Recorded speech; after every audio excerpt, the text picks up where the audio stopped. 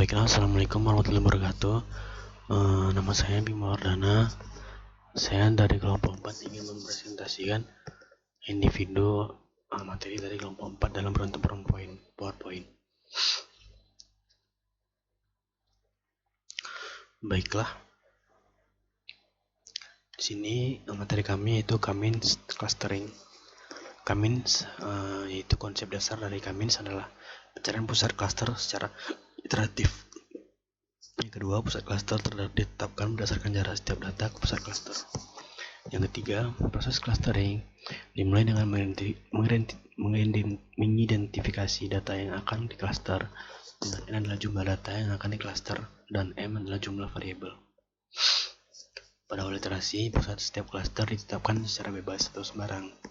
Kemudian dihitung jarak antara setiap data dengan setiap pusat cluster. Suatu data akan menjadi anggota dari cluster ke J apabila jarak data tersebut ke pusat cluster ke J bernilai paling kecil jika dibandingkan dengan jarak pada pusat cluster lainnya.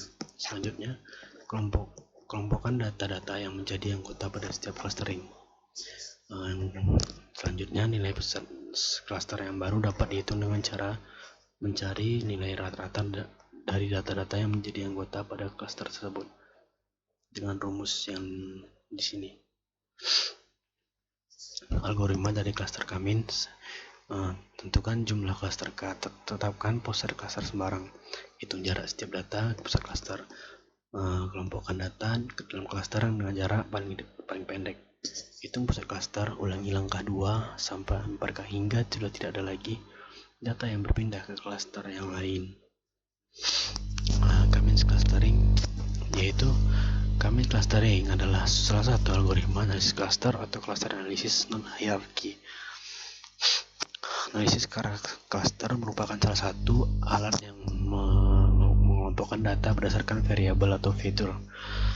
Tujuan dari Cummins clustering, seperti metode cluster lainnya, adalah untuk mendapatkan kelompok data dan memaksimalkan kesamaan karakteristik dalam cluster dan memaksimalkan perbedaan antara cluster. Contoh aplikasi Cummins yaitu segmentasi pasar atau market segmentation, segmentasi citra, kompresi gambar, dan yang terakhir klasifikasi citra pengendaraan jauh.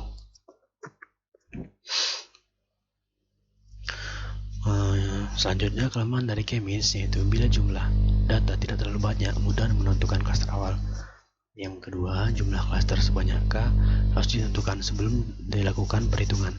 Yang ketiga, tidak pernah mengetahui real cluster dan dengan menggunakan data yang sama. Namun jika dimasukkan dengan cara yang berbeda, mungkin dapat memproduksi cluster yang berbeda jika jumlah datanya sedikit. Yang terakhir, tidak tahu kontribusi dari atribut dalam proses pengelompokan karena dianggap bahwa setiap atribut memiliki bobot yang sama. Contoh kasus di sini ada beberapa kasus dari materi Cummins clustering. Ada 10 data pada set, dimensi data ada 2 agar mudah dalam visualisasi koordinat Quinterius. Fitur yang digunakan dalam pengelompokan adalah X dan Y. Bisa dilihat tabel di samping itu menunjukkan dari rincian yang ada di sebelah kiri. Berikut contoh-contoh kasus yang ada pada Cummins clustering. Mungkin ini bisa saya lanjutkan di dalam Collapse. Mungkin bisa saya jelaskan di dalam Google Collapse. Mungkin sekian dari presentasi tentang PowerPoint dari kelompok 4 tentang Cummins clustering. Terima kasih. Baiklah, assalamualaikum warahmatullahi wabarakatuh. Di sini saya dari kelompok 4 ingin melanjutkan presentasi dalam penjelasan Google Collapse. Di sini saya membuka Google Collapse dan mengimpor data-data dari data yang sudah ada, mengimpor ke dalam Google Collapse. Berikut dari import data yang ingin diimport. Selanjutnya, mengupload file CSV yang ingin didata. Berikut sintaks yang agar bisa mengupload CSV. Berikut sintaksnya. Selanjutnya kita akan memunculkan info, yaitu dengan mengetik df.info, buka tutup kurung. Dan beginilah hasil dari info yang kita munculkan. Selanjutnya encode nilai kategoris. Berikut contoh berikut sintaks dari kita memunculkan encode nilai kategoris, dan berikut hasil dari nilai kategoris tersebut. Berikutnya kita akan melakukan ini penempatan clustering, dan berikut sintaksnya yang terdapat bisa kita lihat di sini.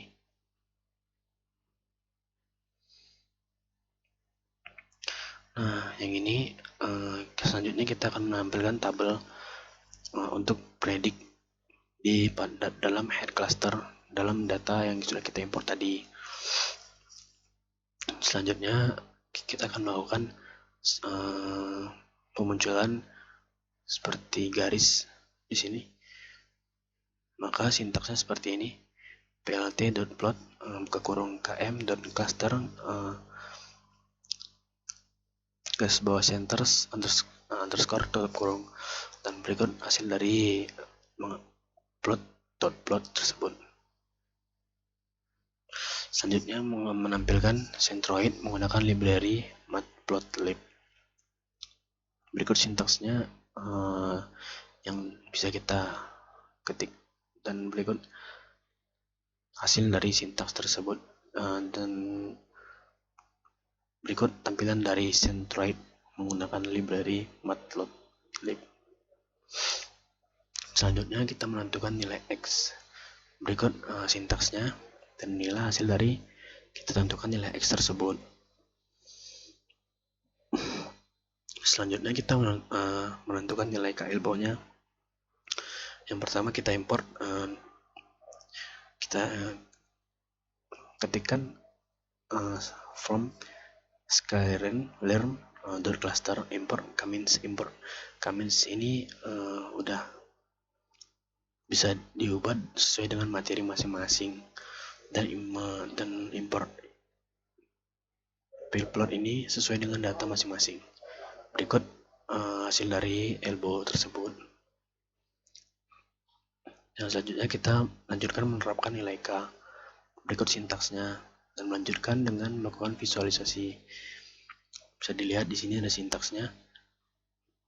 Nah, ini hasil dari visualisasi yang kita tampilkan tadi. Selanjutnya sekarang tunjukkan bagaimana kita dapat menggunakan metode lain, shilhout untuk menentukan nilai K.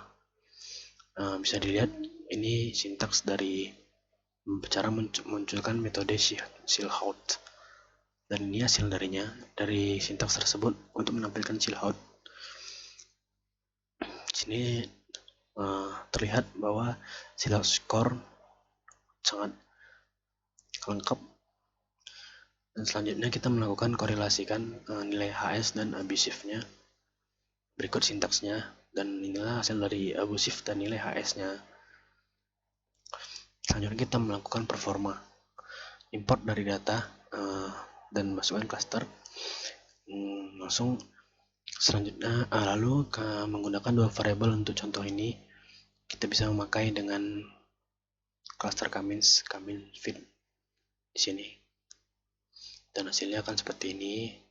Lalu kita melampirkan cluster data asli, dan berikut sintaksnya, dan hasilnya seperti ini. Dan ini untuk memunculkan head, dan berikut tabel-tabelnya. Selanjutnya data preprocessing.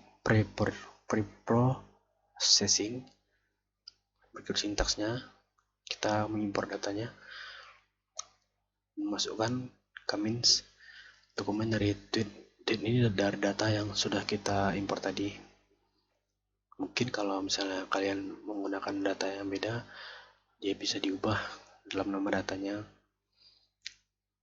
Berikut cara memunculkan model tables, dan hasilnya seperti ini. Selanjutnya kita akan mengcluster kata yang ada di tweet head page. Berikut codingan atau sintaks yang kita perlukan, dan ini hasil dari head page yang sudah kita dapat dari Twitter tersebut. Ini seperti hate-speech dari netizen. Mungkin itu saja presentasi dari saya tentang penjelasan Google Collapse dalam materi K- clustering. Saya Bima Wardana. Assalamualaikum warahmatullahi wabarakatuh.